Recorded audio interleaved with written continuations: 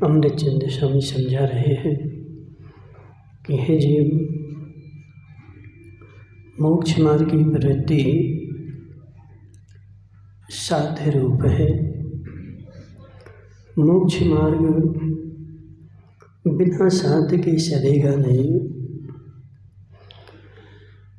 एक जीवन में प्रवृत्ति वह होती है कि जैसी जैसी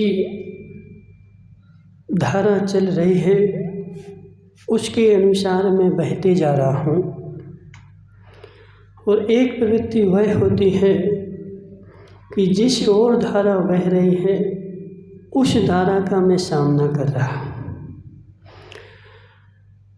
अब उस धारा में बहते बहते व्यक्ति ऐसा दिखता है कि यह जीव जा रहा है, बह रहा है, लेकिन धारा में बहते बहते उस जीव का पुरुषार्थ नगण्य है। जब धारा से विपरीत चले, धारा से आजू बाजू चले, तो उसका वह पुरुषार्थ है।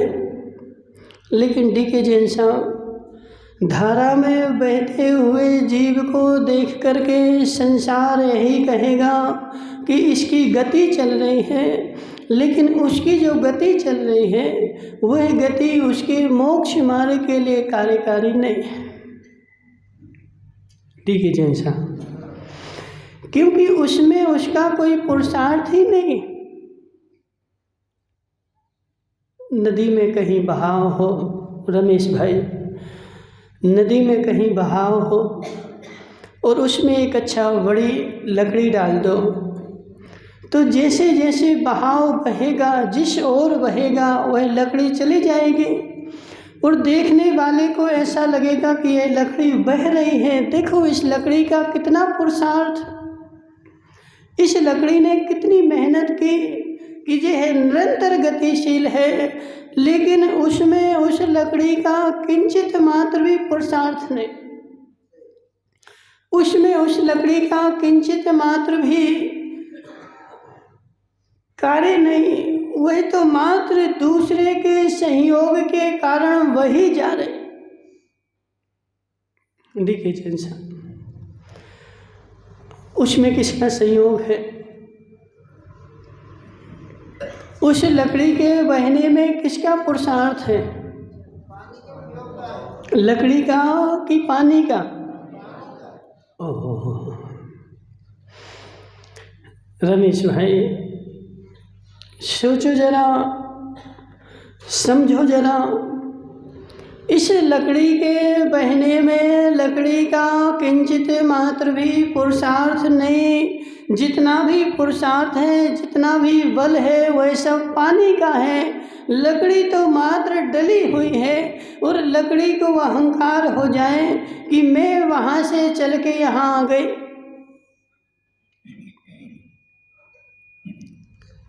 डी.के. जैन साहब, गलत है कि सही है? अहंकार गलत हो जाएगा कि मान्यता गलत हो जाएगी? मान्यता तो सही है कि उसका कोई पुरुषार्थ नहीं है, मान्यता तो सही है। उसने ऐसा माना कब कि मेरा कोई पुरुषार्थ नहीं है? मान्यता गलत। वह तो वैसे ही मान रही कि मैं देखो 1000 किलोमीटर चल के आ गई।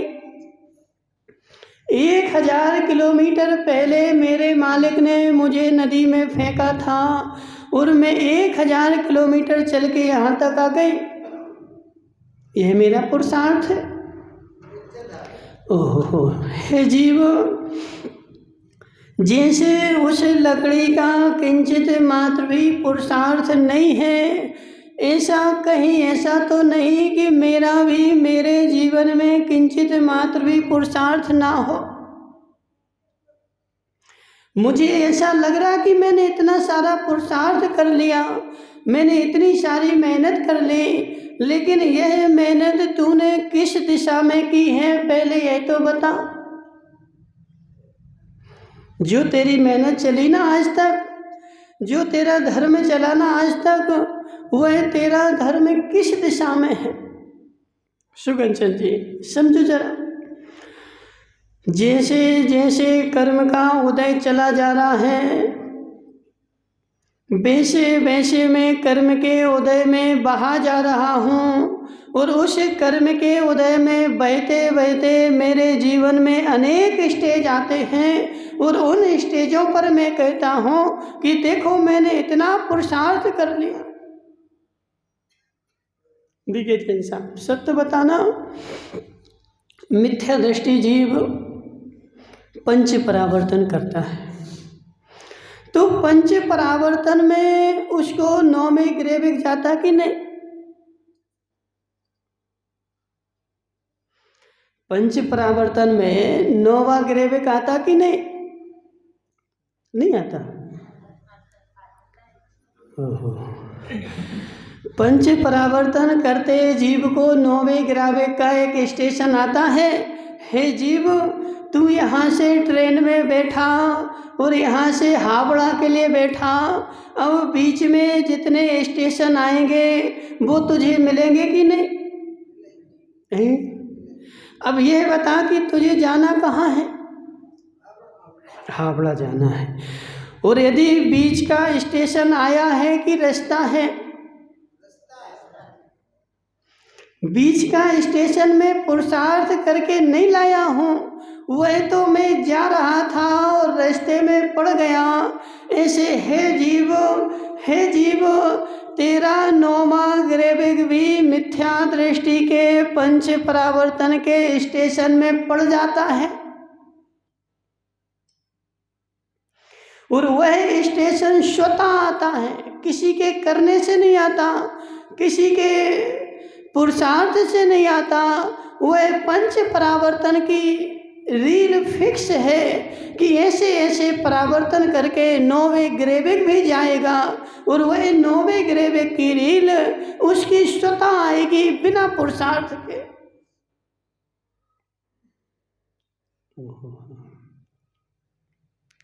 देखिए जैन साहब, कठिन तो नहीं हो रहा?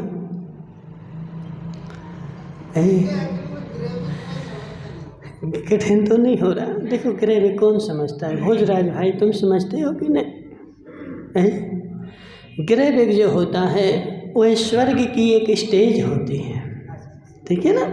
स्वर्ग की एक ऊंची स्टेज जिसको अपन ग्रह बोलते हैं, और उस ग्रह तक मिथ्या दृष्टि चला जाता है, और उस ग्रह में मिथ्या दृष्टि जो गया, अब वो मिथ्या दृष्टि भी ग्रह में जो जाएगा तीव्र पुरुषार्थ करके जाएगा, तीव्र कष्ट उठा के जाएगा, तीव्र तपस्चरण करने के बाद जाएगा। बिना तपस्चरण किए आज तक कोई ग्रैविक नहीं गया, लेकिन बाहर में दिखेगा कि इसका तपस्चरण है, लेकिन अंतरंग में क्या चलेगा?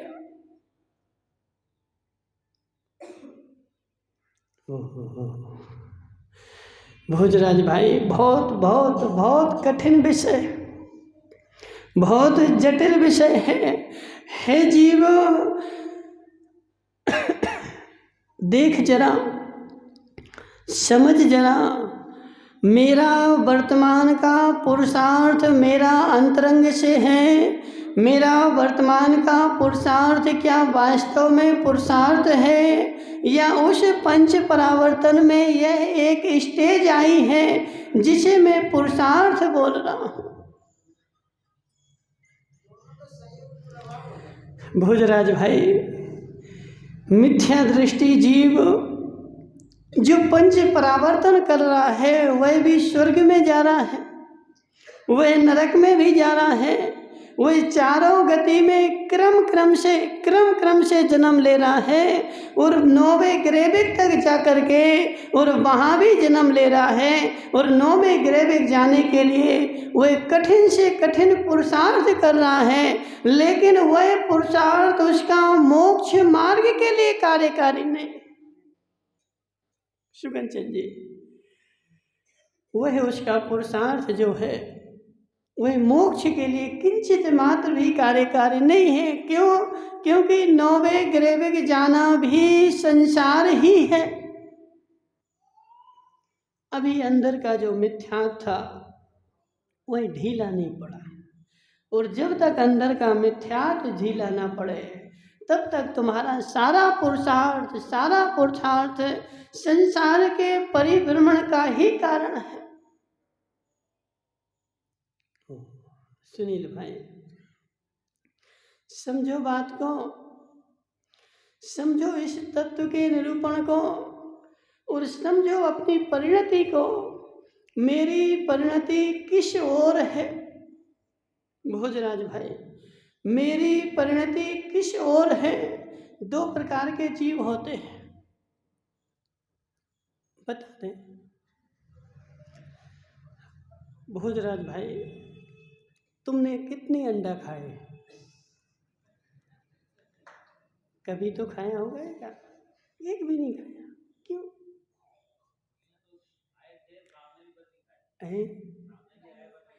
हाँ, क्यों नहीं खाए?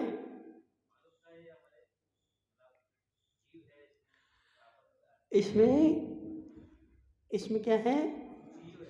इसमें जीव है, इसलिए मैं नहीं खा रहा हूं।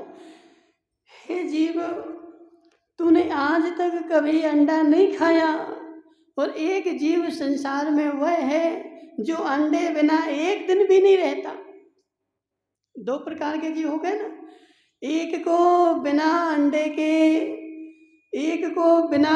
के दिन नहीं निकलता, और एक अंडा देख ले तो दिन नहीं निकलता। समझना, जैसे समय सार नाटक में एक वो वाक्य आता है, जैसे काहू चंडालनी योगल पुत्र जने तीनी, एक दियो बामन को एक घर राखो है। पढ़ा नहीं पढ़ा? जैसे काहू चंडालिनी युगल पुत्र जने तीनी, एक दियो बामन को एक घर राखो है। बामन कहायो तीनी मध्य मास त्याग दीनो, चंडाली कहायो तीनी मध्य मास चाखो है। नहीं पढ़ा क्या? जैसे काहू चंडालिनी जुगल पुत्र जने तीनी, एक चंडाली ने दो पुत्र जन दिए, और दो पुत्र जन करके अब उसके पास बेचारी गरीब थी तो पालने की क्षमता नहीं, और एक पुत्र चाहा था, दो हो गए। अब क्या करे? तो एक बेचारी ले गई और चौराहे पे डाल के आ गए। जो चौराहे पर डला था उसको कोई ब्राह्मण उठा करके ले गया। अब वह ब्राह्मण के यहाँ पला, और ब्राह्मण के यहाँ पलने के बाद उसने जीवन में कभी मध्य मास को चखा ही नहीं। क्यों?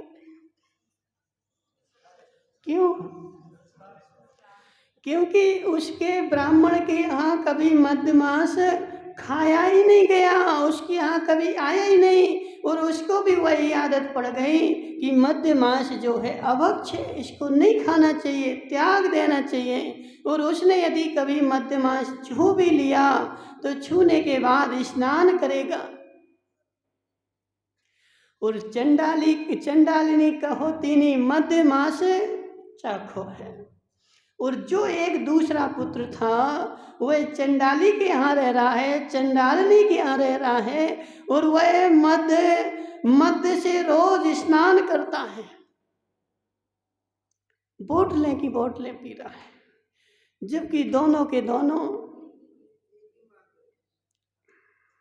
युगल पैदा हुए, दोनों के दोनों युगल पैदा हुए। अब इसको ऐसे संस्कार नहीं मिले, जबकि जने तो दोनों एक ने ही हैं।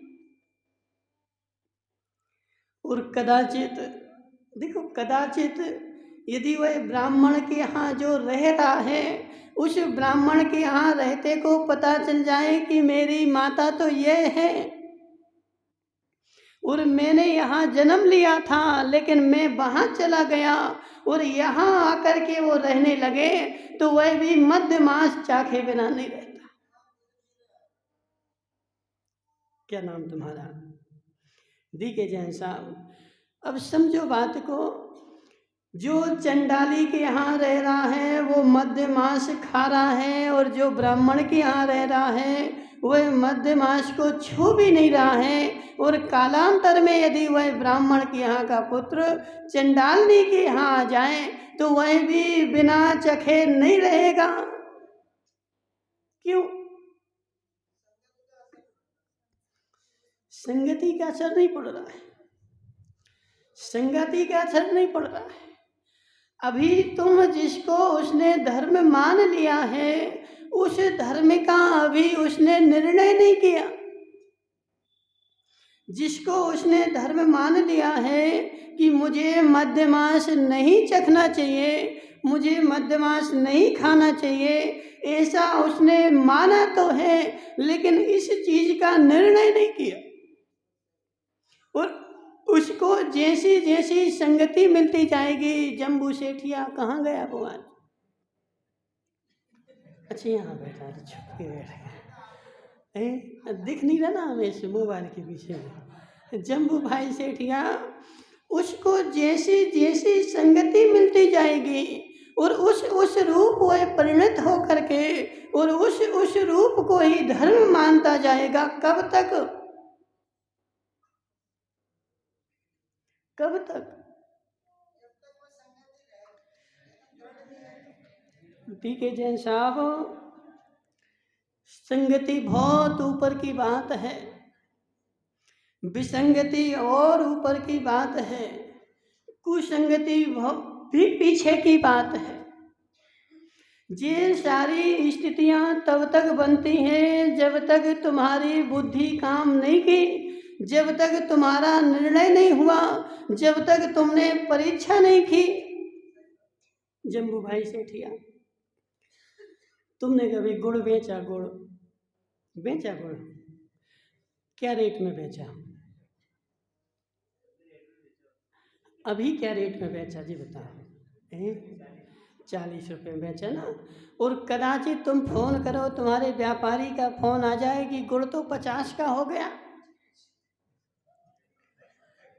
समझो जरा बात को, गुड़ तो 50 का हो गया, और 50 का होने के बाद अब ग्राहक तुम्हारी दुकान पर खड़ा है, सेठ जी 10 किलो गुड़ दे दो, और जे पकड़ो 400 रुपये।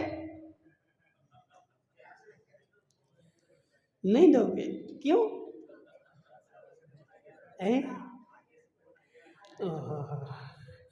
अभी वह पूछने तो आया था ना, तो तुमने बोला था कि 40 का है।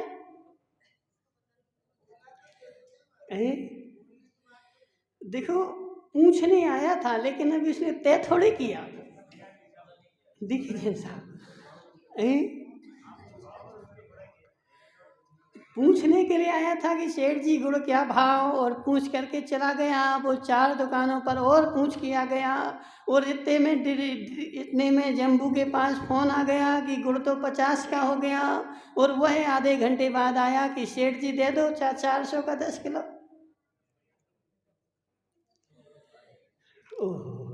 दोगे क्या? हे जीव, बाहर से फोन आ गया कि 50 का हो गया। अब वह 450 भी लेकर के आए तो तू नहीं देगा, क्योंकि रेट बढ़ गया है और उस रेट का मेरा निर्णय हो चुका है। ऐसे हे जीव, तूने तत्व का निर्णय किया कि नहीं? तूने तत्व का श्रद्धान किया कि नहीं? कि मात्र मैंने जो जो सुन लिया था और जो जो मेरी परिणति चल रही थी, मैं उस रूप चल रहा हूँ, और मुझे जैसी जैसी संगति मिलती गई मैं उस रूप परिणमन करता गया। देखिए जैसा, देखो घूम फिर के आना वही है, ठीक है ना? अपने लक्ष्य से नहीं भटकना। घूम फिर के कहीं भी जाओ, लेकिन अपन को आना अपने मूल मुद्दे पर है, मूल विषय पर है। हे जीव, लकड़ी को पानी की संगति मिली, हजारों कोस तक बह गई। ऐसी तुम्हें यदि धर्मात्मा की संगति मिली और तुम धर्म में खूब आगे तक भी चले गए, लेकिन तुम्हारा पुरुषार्थ अभी नगण्य है, तुम्हारा पुरुषार्थ अभी नगण्य है।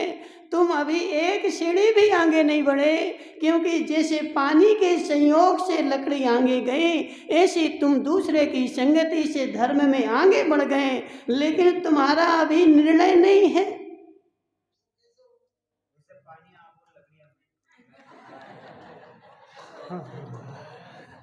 ठीक है जैन साहब, निर्णय जो होगा वो बुद्धि से होगा, निर्णय जो होगा वो क्षयोपशम से होगा, निर्णय जो होगा वो पुरुषार्थ से होगा। नहीं हो सकता है हो गया हो, गड़बड़ नहीं है, लेकिन पुरुषार्थ जिस दिन हो जाएगा। जम्बू भाई, एक नट था, नट जानते ना? हाँ, जो नाटक करता है, तो वह नट ने क्या किया, एक बड़ा आदमी, करोड़पति आदमी, वह बेचारा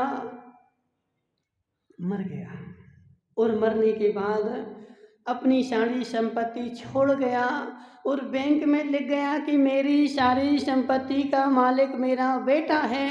लेकिन बेटा जो था वो इतना सा था, कितना था, छोटा सा था। अब उसकी माता पहले गुजर गई और पिता बाद में गुजर गया, और उतने से बालक को वो नट उठा करके ले गए। अब कौन पाले उसको? लेकिन वह सारी संपत्ति बैंक में थी, और वहाँ पर लिख करके गया था कि मेरी संपत्ति मेरे बेटे के नाम। अब बेटा चला गया, संपत्ति बैंक में जमा है, और नट के यहाँ पला है, और दिन भर बड़ा होने के बाद दिन रात नाटक दिखा रहा है, और 100-200 रुपये कमा करके अपना पेट भरा। देखिए जैन साहब, अब उससे बोला गया कि हे जीव, तू तो करोड़पति का बेटा है, तेरे पिताजी की करोड़ों की संपत्ति आज भी है, वो मानेगा क्या? वो कहता कि क्यों मेरे साथ मजाक कर रहे तुम? मैं तो गरीब हूँ, और मैं गरीब होने के साथ दिन रात मेहनत करके और दो वक्त की रोटी कमा के खाता हूँ, क्यों तुम मेरे साथ मजाक कर रहे हैं? उसको विश्वास हुआ क्या? विश्वास हुआ क्या? नहीं हुआ। लेकिन जिस दिन सारे कागजात उसको दिखाए गए कि तू इस करोड़पति का बेटा है, उस दिन उसकी परिणति क्या होगी? डी के जैन साहब, जिस क्षण उसको सारे कागजात दिखाए गए कि तू करोड़पति का बेटा है, तू इस नट का बेटा नहीं है, उसी क्षण उसके भावों में परिवर्तन आएगा कि नहीं? उसी क्षण उसकी परिणति में परिवर्तन आएगा कि नहीं? कि फिर भी वह करोड़पति का बेटा विश्वास कर ले और फिर भी रोड पर नट का खेल दिखाए? जम्बू भाई, दिखाएगा क्या? क्यों नहीं दिखाएगा? क्यों नहीं दिखाएगा?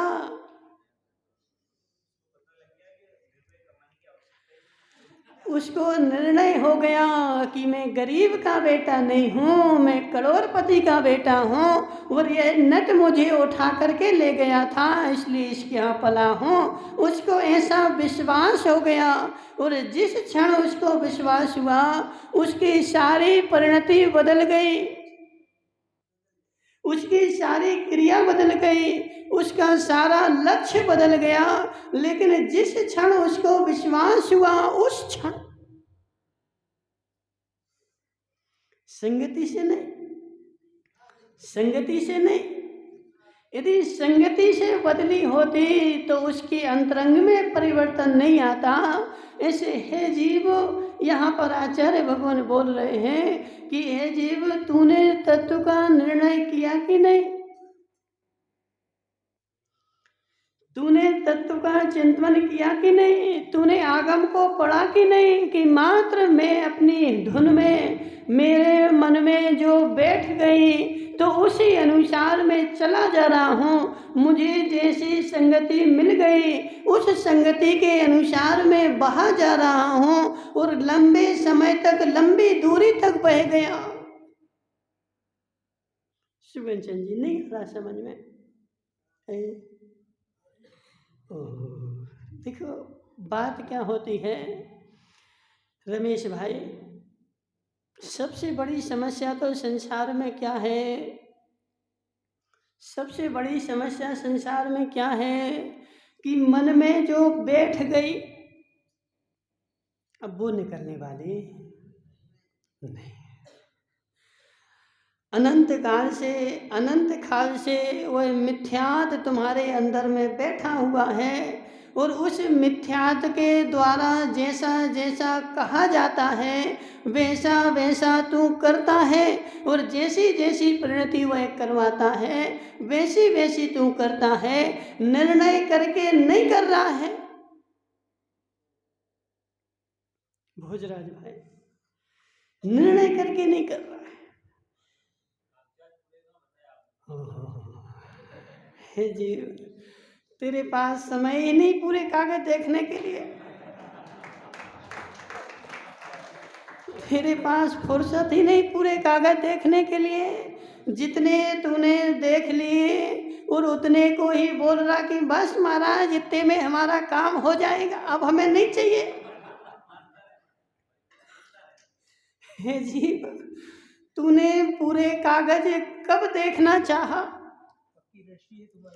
तूने पूरे कागज को आज तक देखने की जिज्ञासा ही नहीं की। जितने कागज देख लिए उतने कागज देख करके तू संतुष्ट हो गया कि मेरा काम तो हो जाएगा। हे माता, शीतकालीन हो चाहे ग्रीष्मकालीन हो, ऐसे हजारों काल निकल गए, ऐसे हजारों काल निकल गए। शीतकाल भी आया था तब भी तू पल्ली लपेट के बैठा था, तुझे पता ही नहीं चला कि शीतकाल आ गया।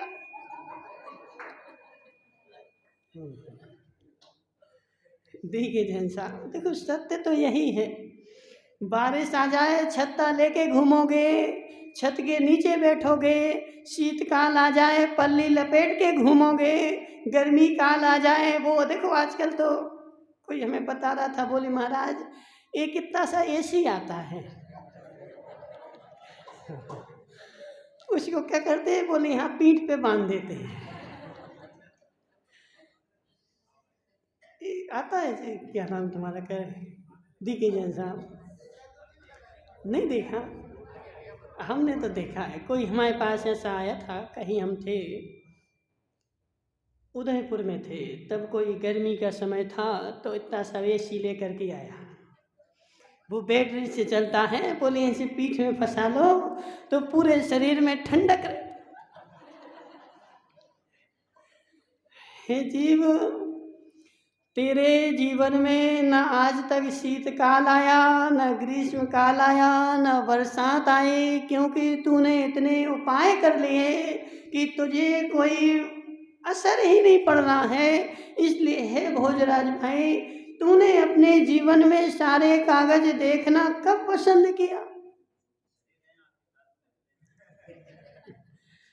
जितने मिल गए और मेरा उतने मिलने से मन संतुष्ट हो गया, बस हो गया मेरा कल्याण। अब मुझे ज़्यादा देखना ही नहीं, अब मुझे ज़्यादा टंटे में पड़ना नहीं, अब मुझे ज़्यादा पड़ना नहीं, जितना मिल गया उतने को ही। हे जीव, अभी तेरा निर्णय नहीं हुआ।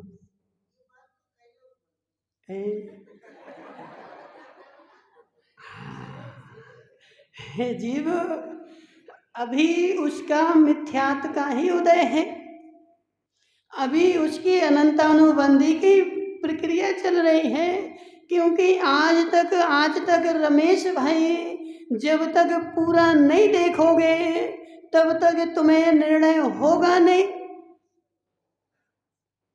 कई बार क्या होता ना, माताएं चौके में आती थाली दिखाती हैं, अच्छा थाली दिखाई डीके जैन साहब, अब उसमें से हमने देख लिया कि क्या लेना क्या नहीं लेना है, वो हटा दिया। अब पूरे आहार हो गए, बोले महाराज ये थाली तो बची ही रही, समझना। अब पूरे आहार हो गए, पूरा भोजन कर लिया, अब उसके बाद में अरे ये थाली तो बोले दिखाई नहीं। अब जब नहीं दिखाओगे तो हम निर्णय कैसे करें कि क्या खाना है? बीके जैन साहब, सत्य है कि नहीं? जब पूरा दिखाओगे तब उसमें से निर्णय होगा कि क्या खाना है, क्या हटाना है। अब तुमने दिखाया ही नहीं, एक भाग दिखाया तो उतने से हो गया। ऐसे भोजराज भाई, जब तक पूर्ण आगम दिखोगे नहीं तब तक क्या ग्रहण करना है, क्या छोड़ना है, ऐसा निर्णय होगा नहीं। और एक देश को देखोगे तो मूल मुद्दे की बात तो रह जाए। चलो हमारे साथ।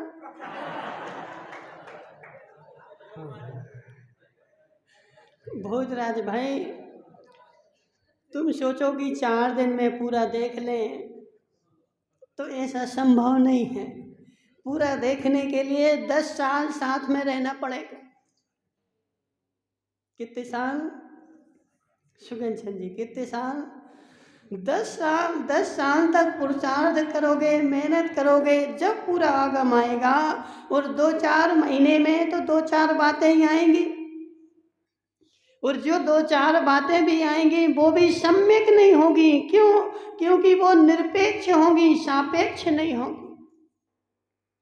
बीके जैन साहब, और जब सापेक्ष होगी और सापेक्ष उसी क्षण होगी जब तू पूरा देखेगा।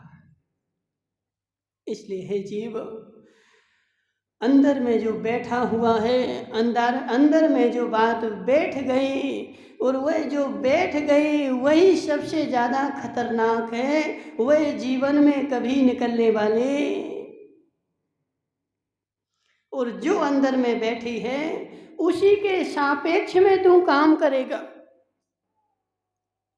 क्या नाम? जम्बू भाई सेठिया, तुम्हें भोजन में क्या पसंद है?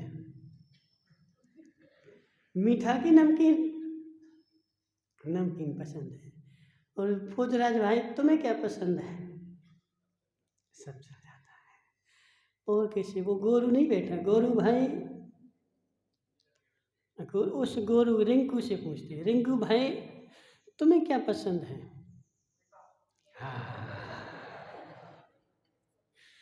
देखो, अब वो रिंकू बैठा मीठा पसंद है और जम्बू भाई को नमकीन पसंद है। क्या नाम तुम्हारा? रिंकू भाई, यदि कहीं भोजन जीवन हो तो तुम क्या खाओगे? जम्बू भाई सेठिया, कहीं जीवन हो तो तुम क्या खाओगे? कचौरी। कचौरी खाओगे कि नहीं? अब सुनो, देखो, 2 व्यक्ति हो गए। एक को रसगुल्ला पसंद है और एक को कचौरी पसंद है। अब बाबूलाल बड़ौदिया वालों ने जीवन कराया और उस जीवन में खूब कचौरियाँ बनाई और जम्बू भाई ने खूब कचौरियाँ खाई और वो रिंकू गया बेचारा। अरे जीवन तो पूरा बेकार है, समझना, जीवन तो पूरा बेकार है। बोले अरे का गुलाब जामुन तो मिले ही नहीं। और ये जम्बू जाएगा तो अरे मजा आ गया, खूब अच्छा भोजन बना था, खूब अच्छा जीवन बना था। अब देखो, क्या नाम तुम्हारा? डीके जैन साहब, अब निर्णय करो। एक बोल रहा कि अरे बहुत बेकार और एक बोल रहा कि मजा आ गया। अब तुम किसको सत्य मानोगे?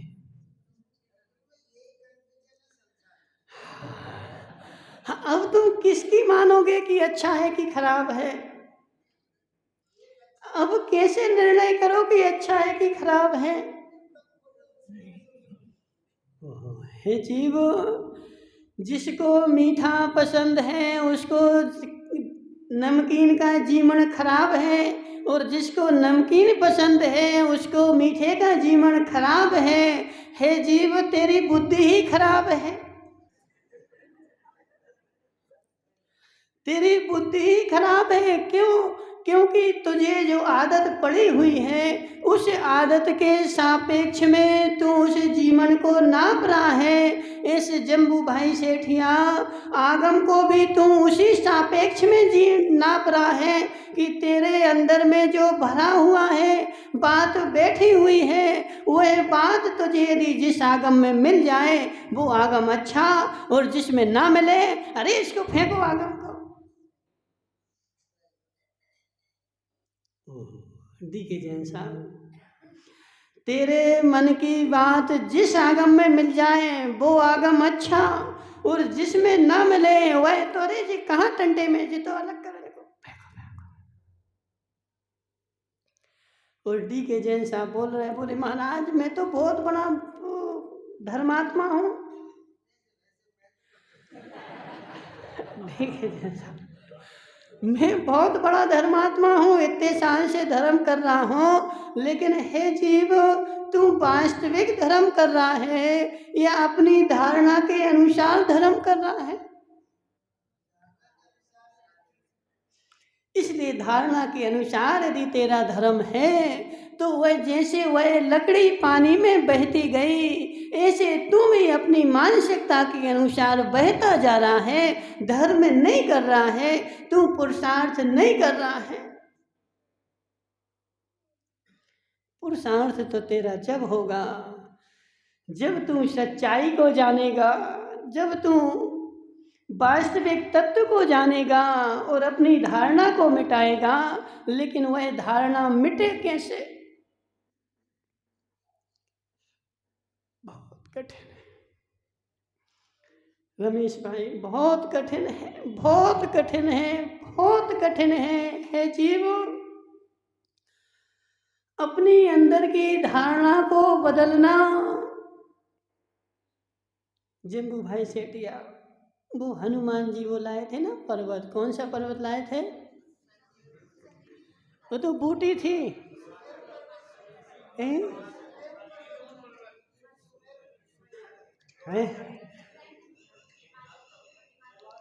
कौन सा पर्वत था? कैलाश था पक्का?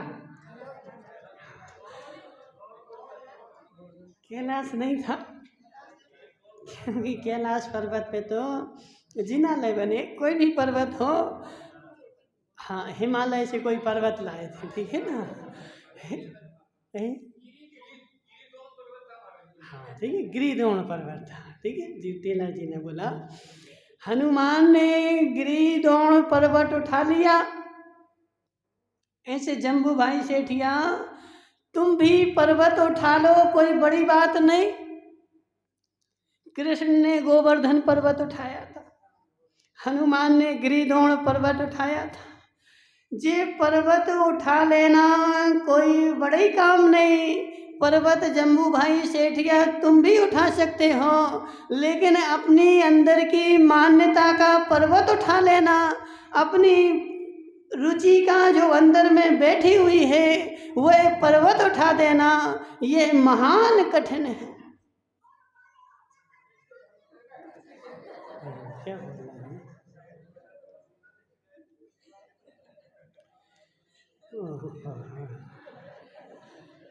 क्या हो गया?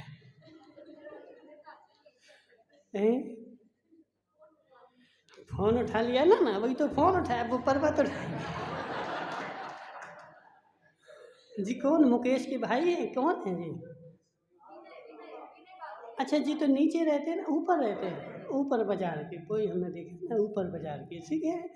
विनय के पापा, पर्वत उठा लेना सरल है, लेकिन अंदर में जो बैठा हुआ है उसको निकाल के फेंक देना अनंत गुना कठिन है। और जब तक वह निकल के नहीं फेंकेगा तब तक तेरा मोक्ष मार्ग में पुरुषार्थ नहीं चलेगा।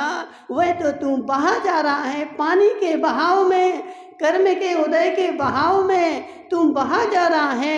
एक पाप की ओर बहा जा रहा है और तू धर्म की ओर बहा जा रहा है।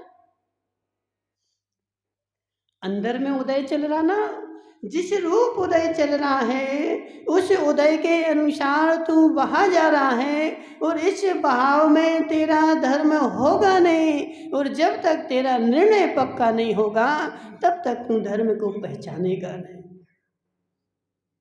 भोजराज भाई, जब निर्णय पक्का होगा तभी धर्म को पहचान पाएगा, और जब धर्म को पहचानेगा तब तेरा बहाव उस औदिक भाव के अनुसार रुकेगा, और जब तक तूने जाना नहीं तब तक तेरा बहाव रुकने वाला नहीं।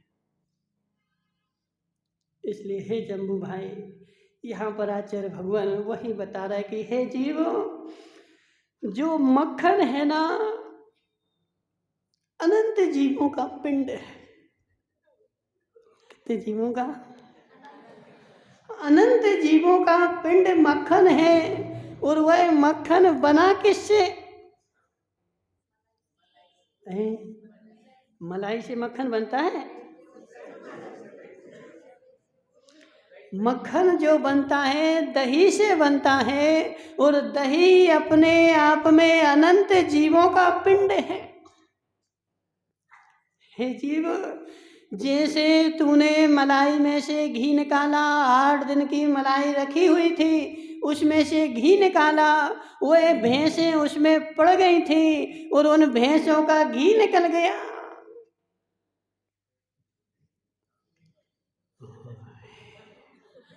ऐसे यदि तूने जम्बू भाई बागड़िया आज 4 दिन के दही को जमा लिया, और 4 दिन के दही को फिर भा करके तूने मक्खन निकाला, उसमें से घी निकाला, हे जीव, उस दही में भी अनंत जीव पड़ चुके, संगी पंचेंद्रिय जीव, और उनमें भी जो घी निकलेगा वो भैंसों का घी निकलेगा, दूध का नहीं निकलेगा।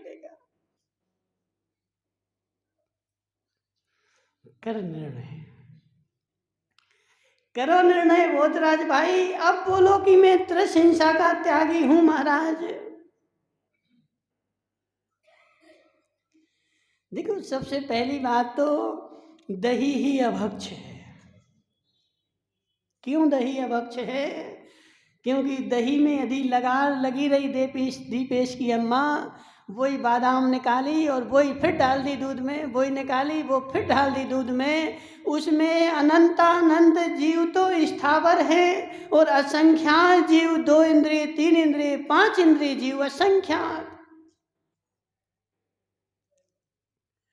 देखिए जैसा, देखो बहुत सारी माताएं इतनी होशियार हैं, बोले माता महाराज वो नई बादाम डालो तो दही जमता ही नहीं, इसलिए वही पुरानी रोज रोज डालोगे तो वह दही तो जमा, लेकिन असंख्यात जीवों का पिंड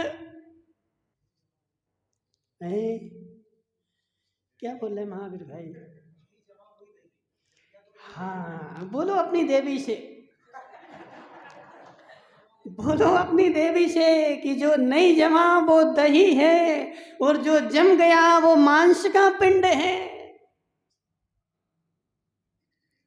अब निर्णय करा सुगन चंद जी।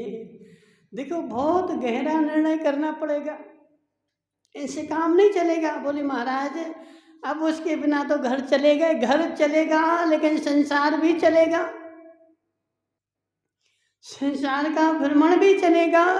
इसलिए माताओं, जो दही तुमने उसी बादाम से रोज जमाया, वह दही अभक्ष है, अनंत जीवों का पिंड है। अब उस दही में से यदि घी भी निकालते रमेश भाई, तो वह दही का घी नहीं निकलेगा, वह जीवों का घी निकलेगा। गुरु भाई क्या करना बता?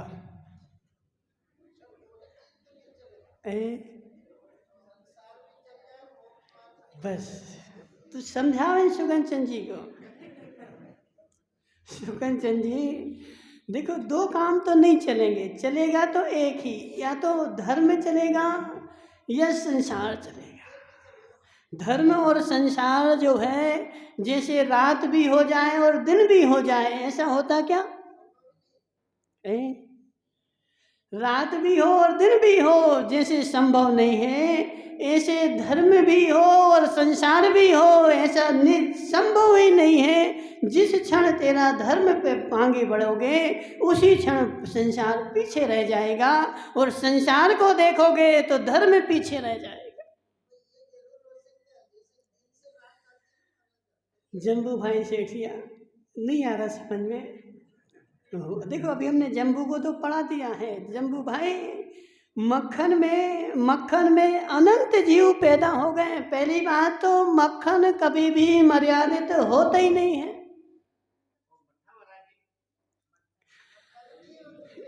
कल्याण जी, वो मट्ठा भी दही के दूध जब जमाया है, उससे 24 घंटे के अंदर मट्ठा निकल जाए और 24 घंटे में खा लो तो मट्ठा है, और 24 घंटे के बाद हो गया तो उसमें अनंत जीव पड़ चुके।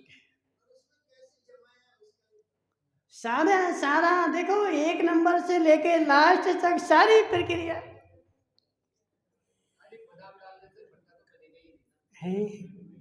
दही जमेगा ना, वो नहीं जो जमेगा ना वही दही मर्यादित है। देखो कल्याण जी, मट्ठा वही देना जो नहीं जमा है। गरम दूध दुहा के लाओ, उसको गरम करो, गरम करने के बाद उसमें नई बादाम डालो और वह 24 घंटे के अंदर चला दो। जैसा भी जमे आ जाए और चाहे नहीं आ जाए। क्या हो गया? खट्टापन आ जाए चाहे नहीं आ जाए, जो 24 घंटे के अंदर जो स्थिति है वो तो भक्ष्य है, और उसके बाद यदि ज़्यादा हो गई तो वो अभक्ष्य है।